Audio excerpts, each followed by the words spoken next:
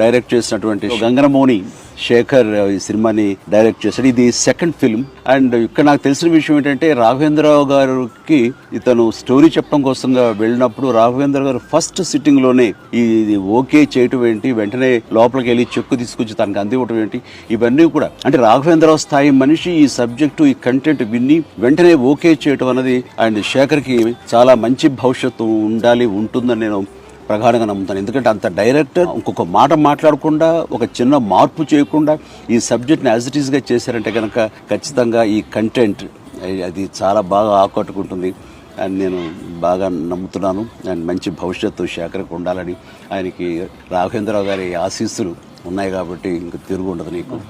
Good. And Raghavendra Rao గారు ఉన్నారు కదా అని చెప్పేసి ఇది చాలా గ్లామర్గా ఊహించుకోకర్లేదు. ఎందుకంటే దాన్ని బ్రేక్ చేస్తూ ఈయన ఇచ్చినటువంటి కంటెంట్ వెరీ స్ట్రాంగ్గా